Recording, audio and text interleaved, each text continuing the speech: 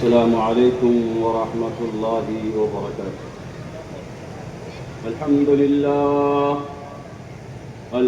للہ نحمده ونستعینه ونستغفره ونؤمن به ونتوکل علیہ ونعوذ باللہ من شرور انفسنا ومن سیئات اعمالنا، من يهده الله فلا مضل له ومن يضلله فلا هادي له، ونشهد أن لا إله إلا الله وحده لا شريك له، ونشهد أن محمدا عبده ورسوله، أما بعد فإن خير الحديث كتاب الله، وخير الهدي هدي محمد صلى الله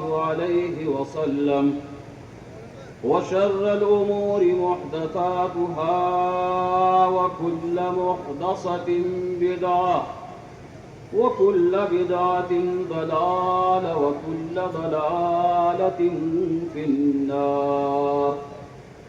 فأعوذ بالله من الشيطان الرجيم، بسم الله الرحمن الرحيم۔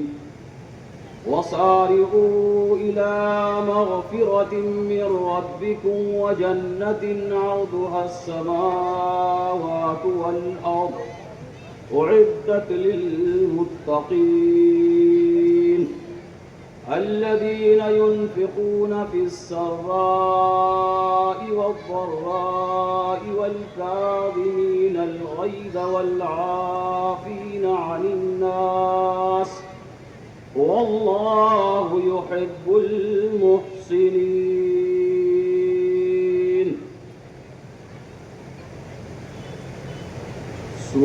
سورہ آل عمران کی آیت نمبر 133 اور 134 کی تلاوت کی گئی ہے خطبہ مسنونہ کے بعد۔ آج کا یہ پیالہ کا عظیم الشان اجلاس، جس میں خاص طور پر 2 تقریریں آپ کے سامنے ہوں گی۔ ایک تقریر تو ایک نوجوان عالم دین حضرت مولانا اظہر مدنی کی ہوگی، اور دوسری تقریر ہے حضرت مولانا جرجیس صاحب اٹاوی، امیر صوبائی جمعیت اہل حدیث مغربی یوپی کی۔ آپ لوگ بڑے سکون اطمینان کے ساتھ اپنی جگہ لیں، میں بہت دیر تک آج آپ کے بیچ حائل نہیں رہوں گا۔ میں نے جو آیت کریمہ آپ کے سامنے تلاوت کی ہے اس کا ترجمہ آپ کے سامنے اور اسی کی مناسبت سے تھوڑی سی تفسیر آپ کے سامنے رکھوں گا، اور یہ احساس کرانے کی کوشش کروں گا کہ اللہ اور اللہ کی مخلوق کا رب کیا ہے اور کیا رہنا چاہیے، ہمیں اپنے اللہ کے ساتھ کیسے جڑنا چاہیے، اور ہمارا اللہ ہمارے ساتھ کتنا جڑا ہوا ہے۔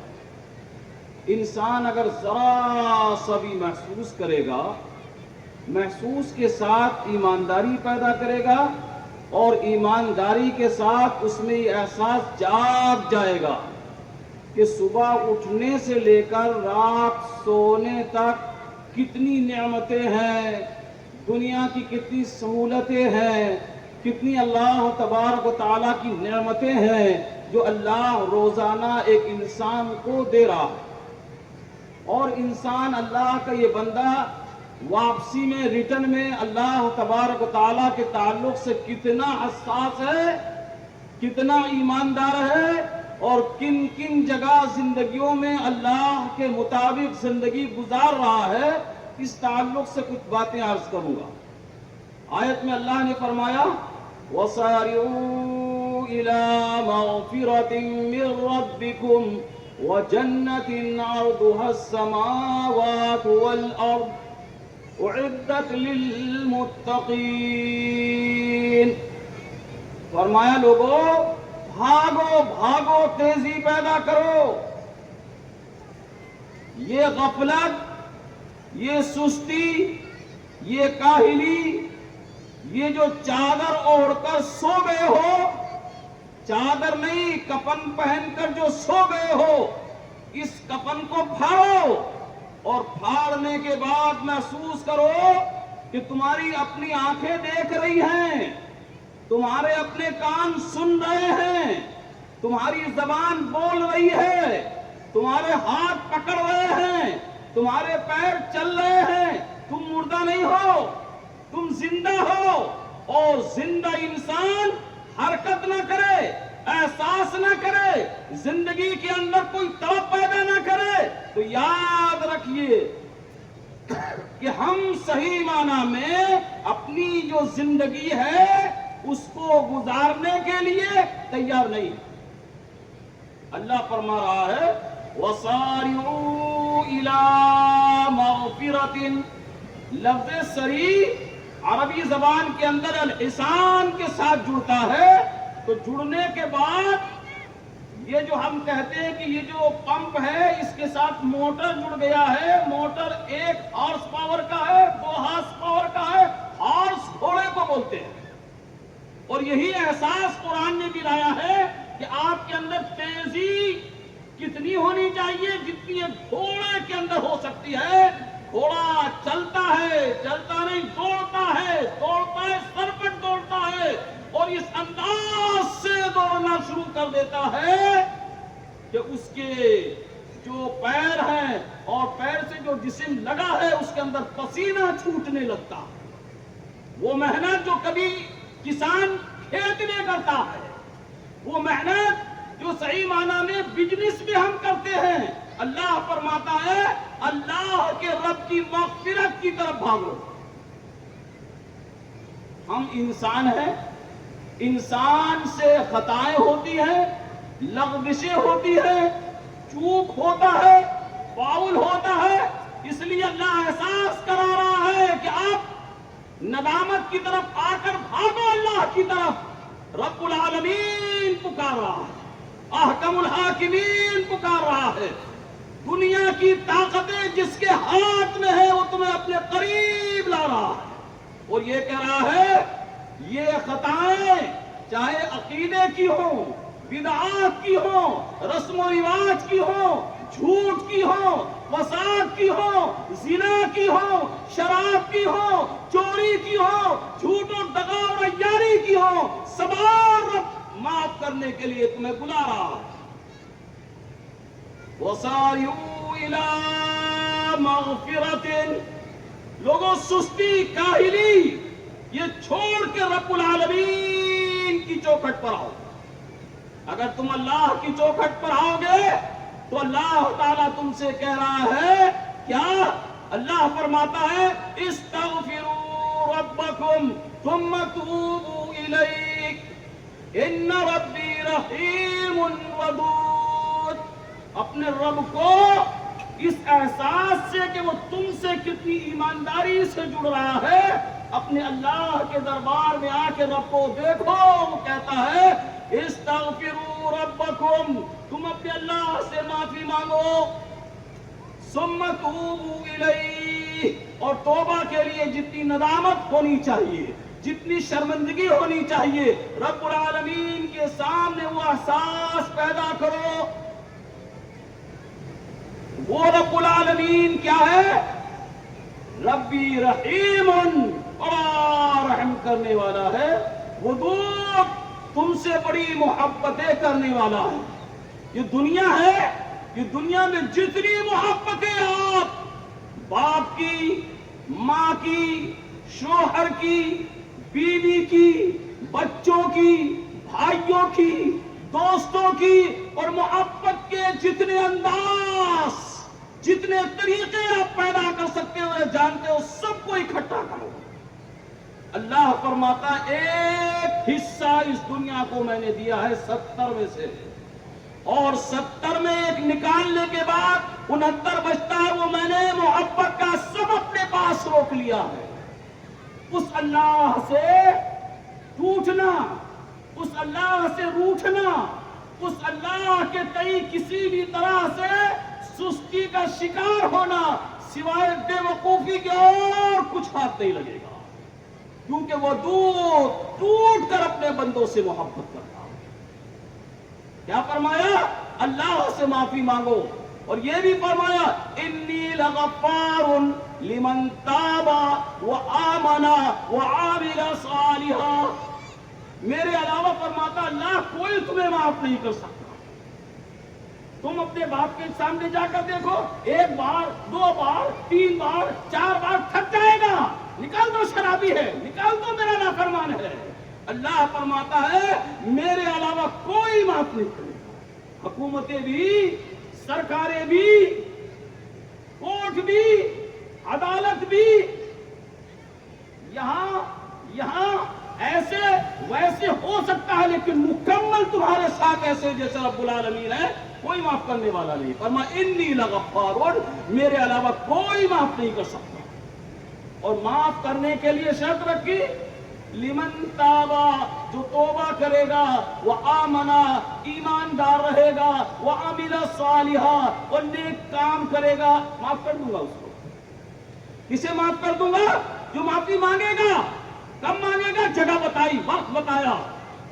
اللہ تعالیٰ نے فرمایا کہ اللہ تبارک و تعالیٰ جس وقت انسان غفلت میں ہوتا ہے، سستی میں نہیں، سونے میں گزارتا ہے، ایسے وقت میں اللہ کے سامنے استغفار کرو، اللہ کے سامنے مانگو۔ وہ رب العالمین ہے۔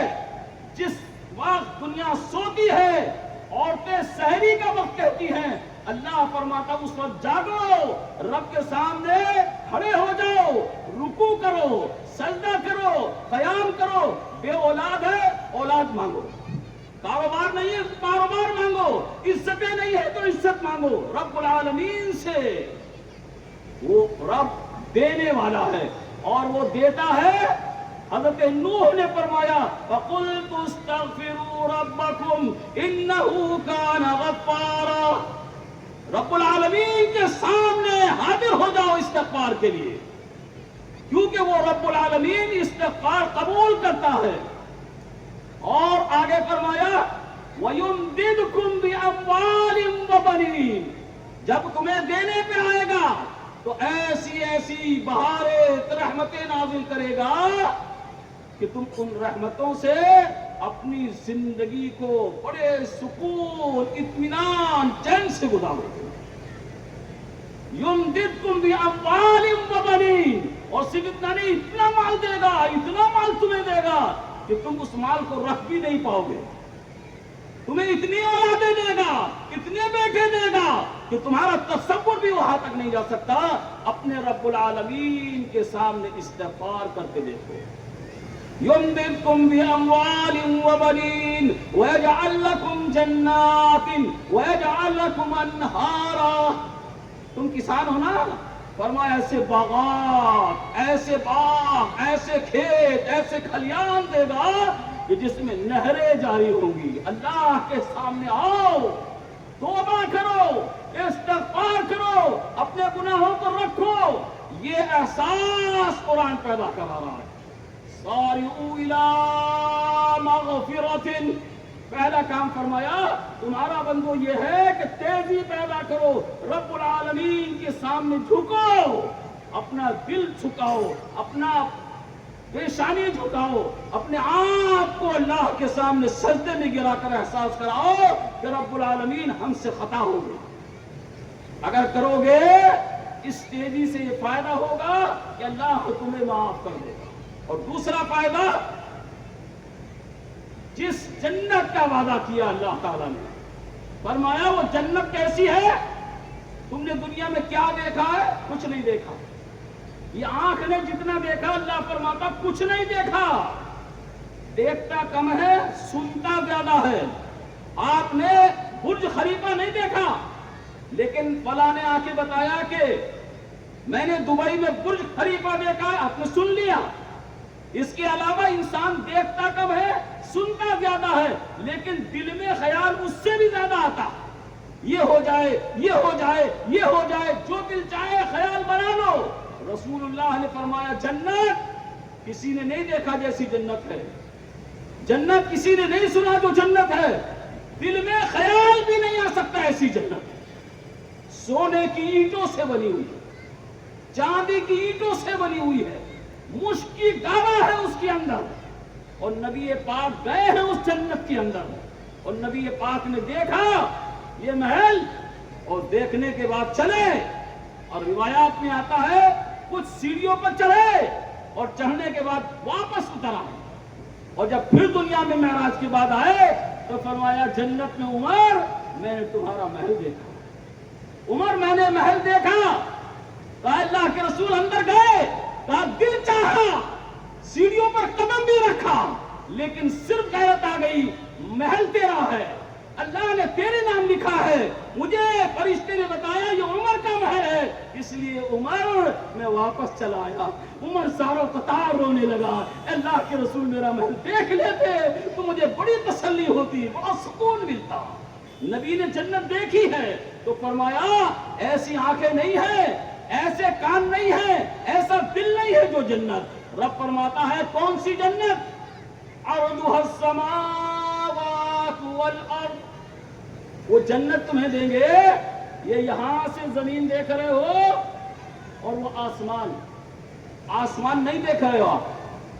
سائنس کہہ رہا ہے جب دکھنا بند ہو جاتا ہے تو نیلا نیلا نظر آتا, آسمان نہیں دیکھتے آپ. آپ تو کتنے سیارے نہیں دیکھ پا رہے ہو. آپ کو چاند دکھتا ہے, سورج دکھتا ہے, آپ نے مریخ دیکھا ہے؟ نہیں دیکھا آپ نے, آپ کی آنکھ نہیں پہنچ پاتی وہاں تک.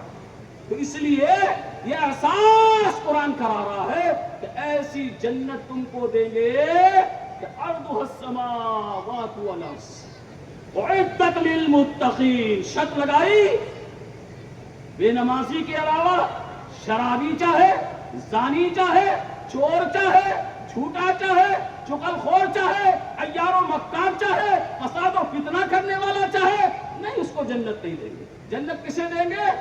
اعدت للمتقین, یہ جنت ہم نے متقیوں کے لیے بنائی ہے. متقیوں کی یہاں 3 صفت اللہ نے بیان کی ہے, اس کے علاوہ بہت اور ساری صفات قرآن مجید میں جگہ جگہ اللہ نے بیان کی ہے. صرف 3 صفات آپ کے سامنے رکھ کے بات ختم ہو گئی. اعدت للمتقین فرمایا الذین ينفقون فی السراء والضراء. متقی کی پہلی صفت ہے کہ وہ اللہ کے راستے میں خرچ کرتے ہیں.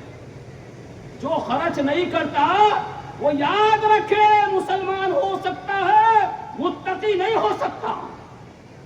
جو اپنی جیب میں ہاتھ ڈالتا ہے اور مسجد کے لیے, مدرسہ کے لیے, یتیم کے لیے, بیوہ کے لیے, مسکین کے لیے, بیمار کے لیے, اپاہج کے لیے, اپنے رشتہ دار کے لیے خرچ نہیں کرتا, وہ متقی نہیں ہے. یاد رکھیے گا وہ متقی نہیں ہے. قرآن کہہ رہا, میں نہیں کہہ رہا.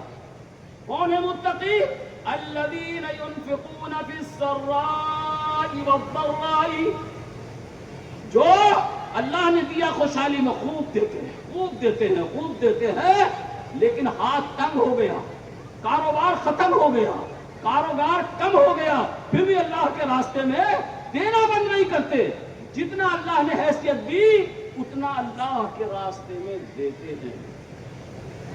بڑی مثالیں ہیں اس کی, وقت نہیں, بڑی مثالیں ہیں. کبھی پڑھو گے حضرت عثمان غنی کو, کبھی موقع ملے عبد الرحمن بن عوف کو پڑھنا, کبھی موقع ملے ابو بکر صدیق کو پڑھنا, کبھی موقع ملے عمر فاروق کو پڑھنا. میرے بھائیو, ہر زمانہ میں دین اسلام کو پیسے کی ضرورت رہی ہے, اور ہر زمانے رہی, اور آج کے زمانے میں بہت ضرورت ہے مال کی اس اسلام کو. آج یہ بات مجھے کہنی نہیں چاہیے تھی, لیکن ذہن میں آئی تو کہہ کر گزروں گا. میرے بھائیوں اور وہ اہل حدیثوں جو منہج سمجھتے ہو, جو رسول کی دعوت سمجھتے ہو, جو صحیح اسلام اور نقلی اسلام اور جعلی اسلام کی تمیز کرتے ہو, آج تم نے آنکھیں موند لی ہیں, اور اگر یہ آنکھیں ایسی موندی رہی تو پھر 5 اور 10 سال ایسی گزر گئے تو یہ منہج سلامت نہیں رہے گا, آپ کے اندر سے, دلوں سے نکل جائے گا. آج آپ کی مسجدوں میں علماء کا فقدان ہے، علماء کا فقدان۔ میں آپ کی بات صرف نہیں کر رہا ہوں، میں تو اپنے میرٹھ کی بات کر رہا ہوں اس وقت۔ میرے بھائیوں، شہر میں اس مسجد میں امام حافظ، اس میں بھی حافظ، اس میں بھی حافظ، اس میں بھی حافظ، اس میں بھی حافظ، تقریباً 10 مسجدوں میں 3 یا 4 میں عالم ہے، سب میں امام حافظ۔ اور آپ کی بات آپ کہیں، آپ کے ہاں بھی ایسے علماء نہیں ہیں جو صحیح باریکیاں اسلام کی، نزاکت اسلام کی، حلم اسلام کا، بردباری اسلام کی، فراست اسلام کی آپ کے سامنے رکھ سکے۔ یہ قوم ویسے ہی مر نہیں رہی ہے۔ آپ نے چھوٹے چھوٹے کٹڑے اپنی مسجدوں میں رکھ لیے ہیں، جو آپ کو نہ صحیح معنی میں آپ کی زندگی کا سار اس کے پاس ہے، نہ پلان اس کے پاس ہے۔ آپ سمجھتے ہیں مسجد کا کام ہے اس کو امامت کرنا اور ہمیں اس کے پیچھے نماز پڑھنا۔ یہ مسجد پارلیمنٹ ہے رسول اللہ کی۔ رسول اللہ یہیں سے نظام قائم کرتے تھے اسلام کا۔ آج ہماری مسجدیں ویران ہیں، ہماری مسجدوں میں نماز بھی سلیقے کی نہیں ہو پا رہی۔ بات دوسری طرف چلی جائے گی۔ کیا فرمایا؟ متقی وہ ہے الذین ينفقون فی السراء والضراء۔ کون متقی ہے؟ جو اللہ کے راستے میں خرچ کرتا ہے، اللہ نے دیے تو خوب کرتا ہے، اور اگر کسی وجہ سے کاروبار میں تنگی آ گئی تو روکتا نہیں بلکہ اللہ کے راستے میں دیتا ہے۔ متقی کی پہلی صفت ہے، اور دوسری بہت اہم صفت اللہ نے بیان کی، والکاظمین الغیظ۔ مومن سنو، متقیوں سنو، تقوی اور پرہیزگاری اگر تمہاری زندگی کے اندر یہ پیدا کرنا چاہتے ہو تو سنو دوسری صفت۔ جب غصہ آتا ہے تو اللہ فرماتا ہے غصے کو پی جاتے ہیں۔ والکاظمین الغیظ، متقی کی دوسری صفت ہے غصے کو پی جانا۔ پینے کا طریقہ رسول نے بیان کیا۔ غصہ آ گیا، کھڑے ہو بیٹھ جاؤ، بیٹھے ہو لیٹ جاؤ، نہیں ختم ہو رہا پانی پیو۔ اگر باپ بیٹے سے لڑوا تو دونوں ٹکراؤ نہیں، ان میں جو بھی سمجھدار ہے فوراً یہاں سے ہٹ جاؤ۔ میاں بیوی آپس میں ٹکرا رہے، اگر ٹکراتے رہے تو طلاق ہو جائے گی، ٹوٹ جائے گا یہ سارا رشتہ۔ فرمایا غصے میں فیصلہ نہ کرو، عقل مند ہٹ جاؤ۔ آج باپ بیٹے سے، بیٹا باپ سے، بھائی بھائی سے، بیوی شوہر سے، خاندان خاندان سے، رشتہ رشتے سے، پڑوس پڑوس سے، دوست دوست سے لڑا۔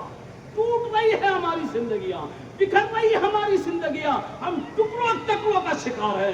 ہاتھ جسم نہیں ہے، آنکھ صرف جسم نہیں ہے، پیر صرف جسم نہیں ہے، یہ پوری زندگی جب ہمارے اعضاء کی بنے گی تب ہمارا جسم تیار ہوتا ہے۔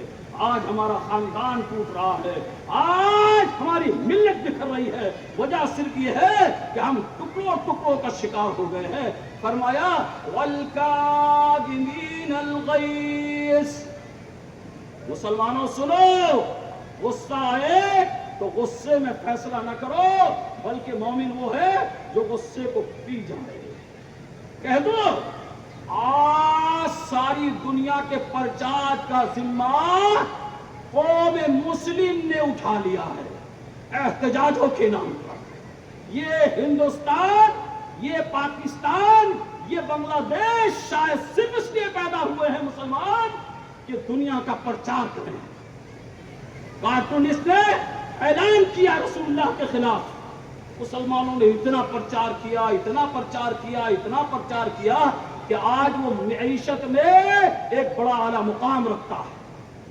جذباتی قوم ہو گئے، معاف کیجیے گا، ہم جذباتی قوم ہو گئے ہیں۔ جذبات سے اسلام نے روکا ہے، جذبات کے شکار نہ ہو، ہوش مندی کے ناخن لیں۔ ہم صحیح معنی میں کہاں کھڑے ہیں، کہاں کھڑا ہونا چاہیے، کہاں آ کر کھڑے ہو گئے ہیں۔ یہ مسلمانوں اگر شعور بیدار نہیں ہوا تو برباد ہو جائیں گے، اور برباد قوموں کا کوئی سہارا نہیں ہوتا، برباد قوموں کا کوئی ہمدرد نہیں ہوتا، یاد رکھیے گا۔ آج بہت قریب میں آپ نے دیکھا کہ ایک بڑا اعلان کیا بابری مسجد دوبارہ بنائیں گے. یہ جذبات میں بڈھا ہے، بڑھیا ہے، دادا ہے، دادی ہے، کوئی اینٹ لیے جا رہا ہے، کوئی سیمنٹ لیے جا رہا ہے، کوئی گارا لیے جا رہا ہے، اور بابری مسجد بنائیں گے، بابری مسجد بنائیں گے. بابری مسجد بنی، یہ پتہ چلا وہ جو بیچارے 7 منتری تھے وہ بھی ختم ہو گئے. وہاں آپ کا سب کچھ لٹ گیا. یہ جذبات کی نظر ہو گیا، جذبات کی نظر ہو گیا.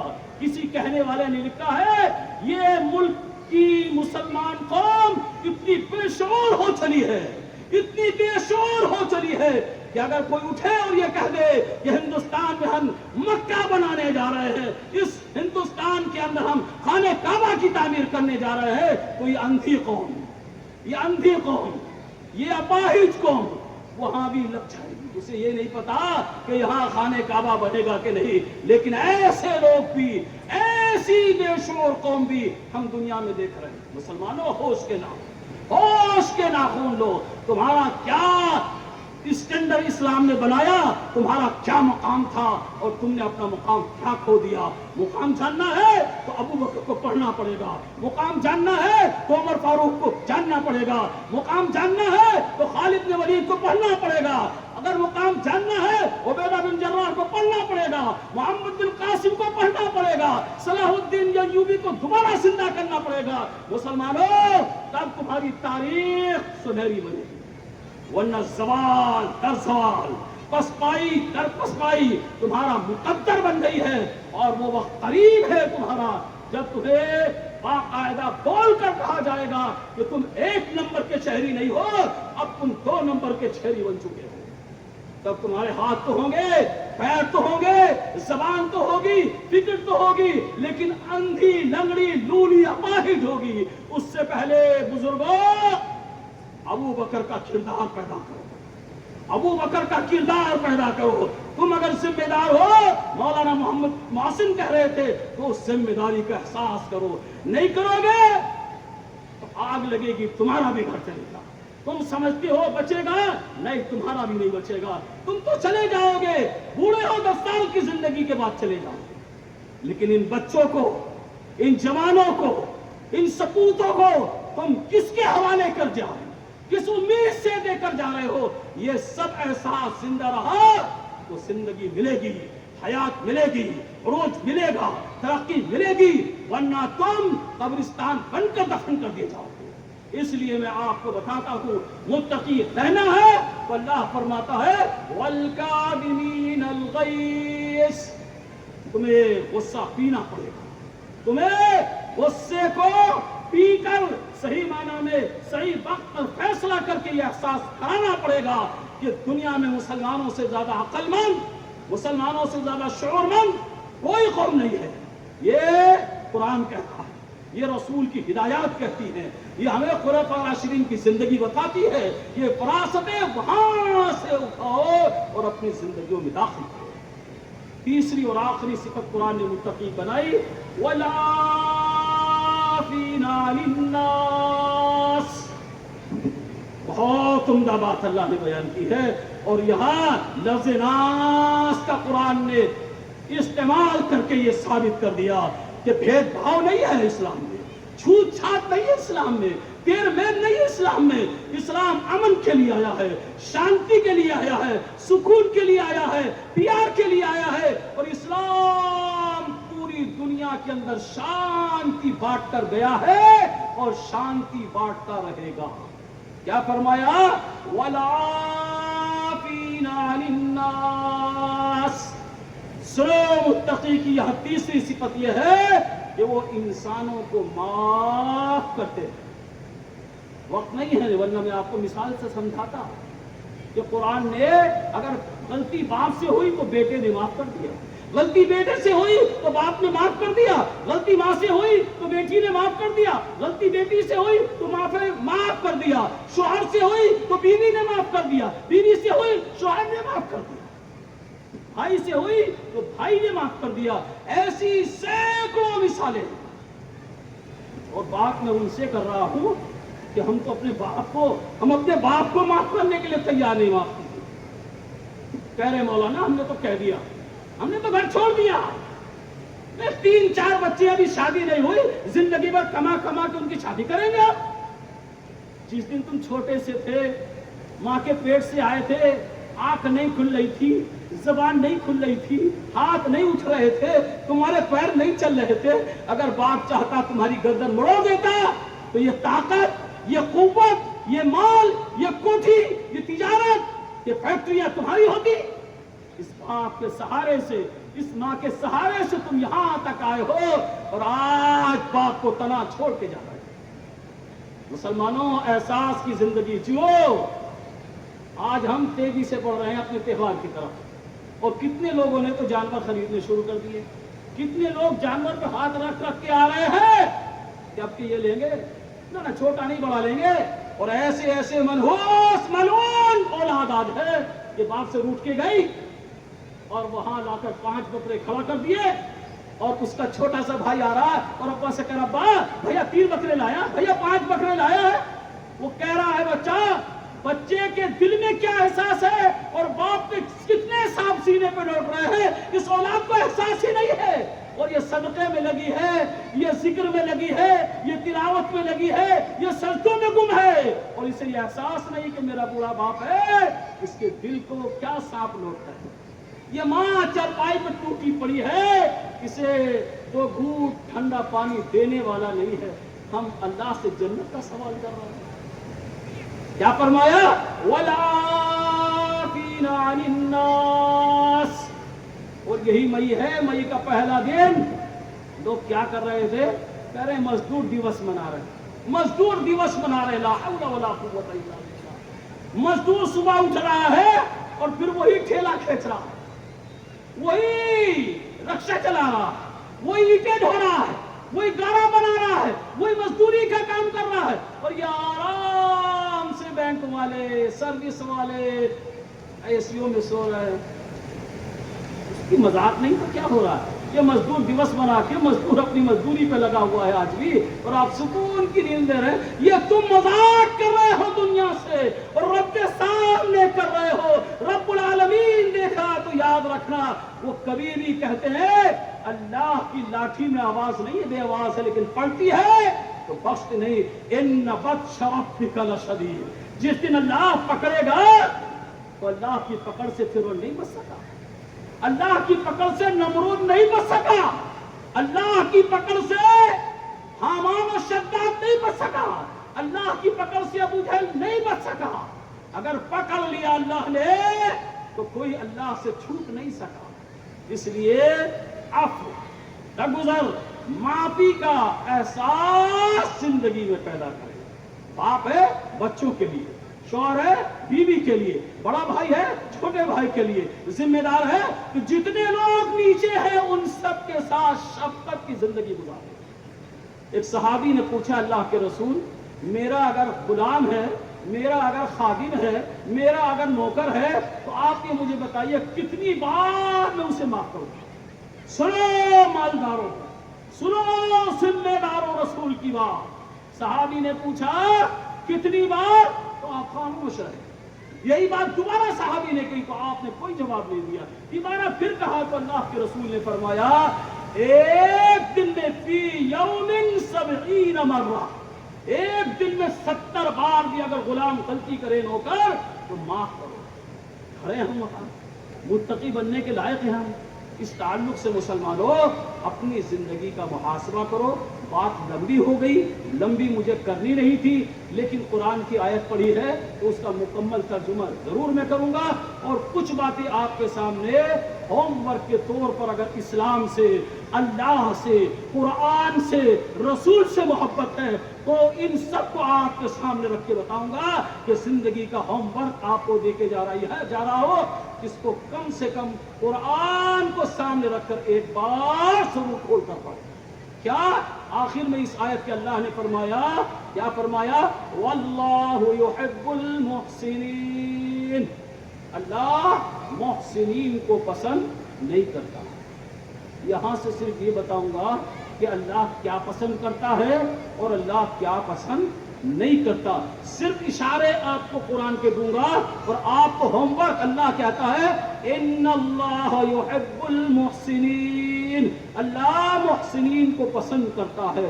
ان اللہ یحب المتطہرین, پاکیزگی پیدا کرنے والے, پاکیزہ رہنے والے, صاف ستھرے رہنے والے, بدن بھی, کپڑے بھی, دل بھی, دماغ بھی, سب پوتر, اللہ انہیں پسند کرتا ہے.